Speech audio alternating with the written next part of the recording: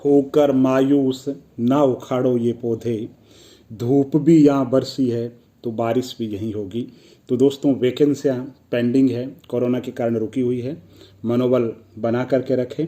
और college lecture exam की हम बात कर रहे हैं तो बहुत से प्रतिभागी ये कह रहे हैं कि साहब पाठ्यक्रम बहुत लंबा है, चीज़ें याद नहीं हो रही है ना, याद करते हैं तो भूल जाते हैं, कैसे तैयारी करें। और एक्यूरेसी 100% या 90% जो मेरिट जाती है, 80% मेरिट जाती है, उसके करीब पहुंचते पहुंचते हम लोग हाँप जाते हैं। तो कैसे तैयारी की जाए, उस पर ये वीडियो है। जैसे दोस्तों, आपका इतिहास विषय है ना, एक छोटा सा टॉपिक आज के लिए आपने लिया है कि साहब वैदिक जो जीवन था, वैदिक धार्मिक जीवन कैसे था, ठीक है। तो उसमें आपने वेद लिख लिए, वेद की विषय वस्तु लिख ली, उपवेद लिख लिए, है ना, देवता लिख लिए, देवों का वर्गीकरण कर लिया, पृथ्वी के देव कौन से, अंतरिक्ष के देव कौन से है और आकाश के देव कौन से। आपने एक लिस्ट बना ली जिसमें देवताओं के आपने नाम लिख लिए। इसके अलावा आपने ये भी लिख लिया है ना, जो वेदों में जो विकास हुआ है, पहले बहुदेववाद था, फिर एकादिवाद या है ना बहुदेववाद आया, फिर एकादि देववाद आया, जैसे हिनोथिज्म कहा गया मैक्स मुलर ने, फिर उसके बाद में एकवाद आया, फिर आगे वो पहुंच करके वेदांत के अंदर अद्वैत पे पहुंच गया। तो इस तरीके से आपने मान लो मोटी मोटी चीज़ें एक बार आपने याद की, ठीक है। और मैं ये मान के चल रहा हूँ कि पढ़ते समय आपको 30% चीज़ें याद हो गई, 30% आपको लिखते समय हो गई, ठीक है ना। और 30% जब आपने रिवीजन किया तब हो गई, ठीक है। अब 10% बाकी रह गई। हो सकते कुछ ऐसे महत्वपूर्ण तथ्य हो, जटिल तथ्य हो, दिमाग ने कैच नहीं किए, है ना। लेकिन दोस्तों, फिर भी ये मान कर के चलिए, जब परीक्षा के अंतर्गत उस जटिल तथ्य से संबंधित सवाल पूछा जाएगा जिसको आपकी मेमोरी ने डिलीट कर दिया है, लेकिन मैं दावे से कह सकता हूं, जैसे कि बहुदेववाद से संबंधित कोई सवाल पूछेंगे और आपने थोड़ा बहुत पढ़ रखा है तो आप उस सवाल को गलत करके नहीं आओगे, क्योंकि आपकी मेमोरी आपको प्रत्यक्ष और अप्रत्यक्ष रूप से कोई ना कोई संकेत दे देगी।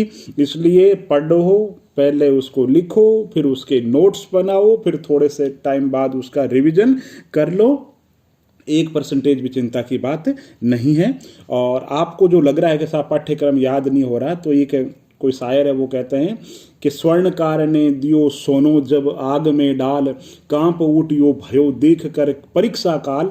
ये जो सोना है ना, उसको भी पता चले कि भाई मुझे कुंदन बनाना है, तपाएंगे मुझे, तो वो भी कांपने लग जाता है। हम तो साधारण से इंसान हैं, तो परीक्षा का जो भय है उससे आपको ऐसा लग रहा है। बाकी ऐसी चीज़ें है नहीं। आप खुद लोग नेट हो, जेआरएफ क्लियर हो, अच्छा आप लोगों का एजुकेशन रिकॉर्ड है, पढ़ाई में आप इंटेलिजेंट हैं, तो ये मान ही नहीं सकते कि आपको चीज़ें याद नहीं हो रही। ये जरूर है कि आपका जो मनोबल है वो थोड़ा सा अभी डाउन है, इस वजह से आप अपना सही मूल्यांकन नहीं कर पा रहे हैं और कोरोना की वजह से आप थोड़ा सा अपने मुद्दे से भटक गए हैं। तो मेरा ये कहना है कि अभी कोरोना जो समय है इसको थोड़ा अच्छे तरीके से यूटिलाइज करो। जो जो कमज़ोर पॉइंट है आप देखो कि आपके कौन से कमज़ोर पॉइंट है, तो आपकी विषय के लिए जो भी आपकी स्तरीय पुस्तकें हैं वो आप स्तरीय पुस्तकें पढ़ो, फिर उनके शॉर्ट्स के अंदर नोट्स बनाओ, फिर अरिहंत प्रकाशन या जो भी प्रकाशक है उनके पिछले सालों के 10 सालों की आप चैप्टर वाइज सॉल्यूशन लेकर के आओगे। आपका जिस सब्जेक्ट में बैठ रहे हो उसके तो लेके ही आओ। इसके अलावा आईएएस और पीसीएस में जो सवाल पूछे गए हैं उनको भी देखो। दोस्तों, होता क्या है, मैंने पहले भी बताया था, परीक्षक के लिए सवाल बनाना बहुत मुश्किल काम होता है। तो वो क्या करता है, पिछले सालों के अंदर आए हुए सवाल दे देता है वापस, ठीक है। या तो दो चीजें होगी, या तो पिछले सालों में आपके एग्जाम में जो पूछे हुए सवाल है ना वही रिपीट कर देंगे, या आप राजस्थान में बैठ रहे हो तो उत्तर प्रदेश मध्य प्रदेश के कोई कॉलेज लेक्चर का एग्जाम में वो क्वेश्चन रिपीट कर देंगे, या मध्य प्रदेश लोक सेवा आयोग या और किसी लोक सेवा आयोग में वैकल्पिक विषय के अंतर्गत जो प्रारंभिक परीक्षा में जहाँ सवाल पूछे गए वो रिपीट कर देंगे, है ना। या कोई नेट का पेपर है वो रिपीट कर देंगे। तो कहने का मतलब क्वेश्चन बहुत ज़्यादा रिपीट होते हैं और नया किसी भी टीचर के पास में कहने के लिए कुछ नहीं होता। तो आप थ्योरी पढ़ो, उससे ज़्यादा से ज़्यादा संबंधित ऑब्जेक्टिव मिलाओ। एमसीक्यू क्वेश्चन जो बैंक है वो भी आप एक अच्छा सा एमसीक्यू क्वेश्चन बैंक जिस भी विषय के हो आप वो एक अच्छा सा तैयार करो। और जो परीक्षा है ना उसमें आप रुचि लेना शुरू कर दीजिए। आपका जैसे मान लो हिंदी साहित्य है तो आप ये मत सोचो कि भाई मैं हिंदी साहित्य एग्जाम के लिए पढ़ रहा हूँ। जैसे मैं बैठा हूँ तो आप देखो साहब, हिंदी में प्रारंभिक जो साहित्य काल था क्या था, मध्यकाल क्या था, आधुनिक काल क्या है, छाया काल क्या है, छाया काल के कवि कवित्री है तो कौन है, तुलसीदास जी आप पढ़ रहे हो तो तुलसीदास जी से संबंधित कोई आपको 500 पेज की कोई किताब हो तो आपको याद करनी नहीं। छोटी छोटी उनकी प्रमुख रचनाएं, तुलसीदास जी पे किसी बहुत महत्वपूर्ण व्यक्ति ने पीएचडी की हो। इसी तरीके से आप महादेवी वर्मा पढ़ रहे हो तो महादेवी वर्मा का कृतित्व है ना, जो पूरा का पूरा उन्होंने क्या लिखा और जिनके लिए उनको जाना जाता है, अति महत्वपूर्ण जो चीज़ है बिल्कुल वो चीज़ें आपको आनी चाहिए। इसी तरीके से जैसे मान लो आप सोशियोलॉजी से तैयारी कर रहे हो तो आपको प्रमुख समाजशास्त्री आने चाहिए, है ना, कि राधा गोविंद जैसे मुखर्जी को लेकर के बैठ गए, आप घुरिया साहब को लेकर के बैठ गए, एम श्रीनिवासन को लेकर बैठ गए, तो उनका योगदान क्या होता है भाई, उन्होंने कौन सी किताब लिखी जिसकी वजह से उनको जाना जाता है, उन्होंने कोई बहुत महत्वपूर्ण अवधारणा दी, किस पुस्तक के अंदर दी, तो इस तरीके से उनको कोई बहुत बड़ा पुरस्कार मिला हो,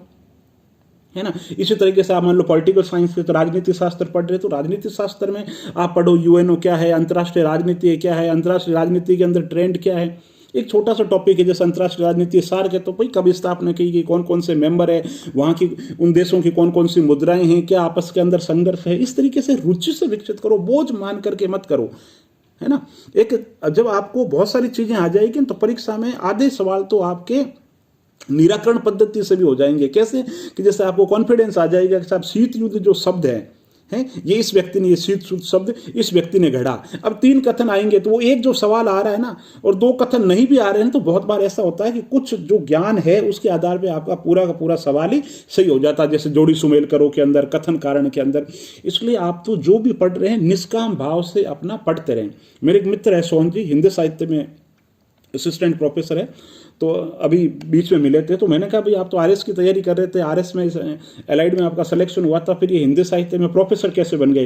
बोले मेरे पास जी आरएस दे रहा था और इसी दौरान एमए हिंदी से एमए कर ली अभी बीच के अंदर, और हिंदी साहित्य से दिया और सिलेक्शन हो गए। तो मैंने कहा इतना ईजी थोड़ा ही होता है सिलेक्शन, कि मेरे पास जी कुछ नहीं है, कम पढ़ो, बार बार पढ़ो, सेलेक्टिव पढ़ो, और पिछले सालों के पेपर को देखते हो आप उन्हीं के आसपास के अंदर सवाल पूछे जाते हैं। तो वो की वो बात मैं आपसे कहता हूं कि पिछले सालों के जो पेपर है, ट्रेंड एनालिसिस है, उनके आसपास घूमते रहो और सिलेबस का कोई भी पॉइंट कोशिश ये करो आप छोड़ो मत, है ना।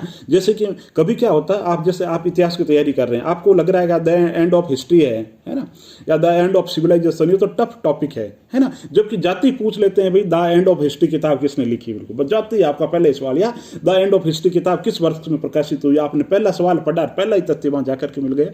तो कोई टॉपिक ऐसे होते हैं जो टफ होते हैं, लेकिन फिर भी गूगल पे जाके, विकिपीडिया पे जाके उनको पढ़ लीजिए। कारण क्या हो सकता है, परीक्षक ने उससे संबंधित बहुत ज्यादा इजी सवाल पूछ ले आपसे, है ना, और वो हो सकता है किसी को नहीं आए, आपको आए। तो वहां पे जब कहते हैं ना घोड़ों की दौड़ होती है ना, तो मीटर का फासला नहीं रहता, थोड़ा सा फासला रहता है, धागों का फासला रहता है। तो आप भी सब नेट जेआरएफ हो, आपकी जो दौड़ होगी उसके अंदर कोई बहुत बड़ा फासला नहीं होगा। जो सफल और विफल है उसमें हल्का सा धागा, जो महीन धागे का अंतर होगा। और इस परीक्षा में पास कौन होगा, जो परीक्षा के अंदर कंटिन्यूटी रखेगा। पिछले सालों के पेपर को देखो और परीक्षा को हवा मत समझो कि भाई ठीक है मेरा जो काम है वो क्या है, पढ़ना है। पूरा सिलेबस जो पूरा पाठ्यक्रम है उसका एक एक जो पॉइंट है वो मैं पढ़ूंगा, स्तरीय पुस्तकों से पढ़ूंगा, उसके अच्छे नोट्स बनाऊंगा। और एक जगह, एक मैं आपसे जैसे कहता हूं, जो चीजें हैं ना उसको आप एक्यूमुलेटेड करो, अलग अलग जगह बिखरी हुई है। जैसे आप इतिहास है तो इतिहास में एक ही जगह पूरी की पूरी सिक्के कर लो, एक जगह अभिलेख कर लो, एक जगह पत्र पत्रिकाएं कर लो, एक जगह पूरे महत्वपूर्ण जितने महत्वपूर्ण व्यक्तित्व उनके कोटेशन है वो एक जगह कर लो, है ना। इसी तरीके से अगर आप राजनीति विज्ञान की तैयारी करें तो राजनीति विज्ञान के अंदर किसने क्या कोटेशन दिया वो एक जगह कर लो, सारे के सारे। स्वतंत्रता पे कोटेशन है तो अलग अलग जगह वाले जो कोटेशन है उनको एक जगह लेकर के आप अपनी तैयारी करो, है ना। हिंदी साहित्य के अंदर भी जैसे अलग अलग व्यक्ति काल के अंदर अलग अलग कवियों ने अलग अलग रचनाएं लिखी, तो आप तो ये कालानुक्रम से ही लिख लीजिए, बिल्कुल एक कालानुक्रम से एक लिस्ट बनाइए, लिस्ट बना करके तैयारी कीजिए और वो लिस्ट जो है जगह जगह दीवार पे आप चिपका दीजिए, है ना। जैसे आप भूगोल से कर रहे हैं मान लो, ठीक है। अब भूगोल के अंदर मान लो कोई ऐसा टॉपिक है जो आपको याद नहीं हो रहा, तो आप दीवार के सामने रखिए, जब भी आपके पास में समय होगा ना तो आप उसको देखते रहिए। तो दोस्तों ज़्यादा क्या कहूँ, आप खुद बहुत समझदार हैं। और वीडियो अगर अच्छा लगे तो लाइक कीजिए, और अगर आप चैनल पे नए हैं तो सब्सक्राइब कीजिए। और आप मुझे बताइए कि किस टॉपिक पर आप वीडियो सुनना चाहते हैं, और अगर मुझे लगेगा कि मुझे इस संबंध के अंदर ज्ञान है या मैं कोई जानकारी हूँ, तो मैं जो भी जानकारी रखता हूँ, जैसी भी मेरी जानकारी है, आपसे साझा करने की कोशिश करूँगा। बहुत बहुत धन्यवाद। पढ़ते रहिए, मस्त रहिए, अल्हड़ रहिए।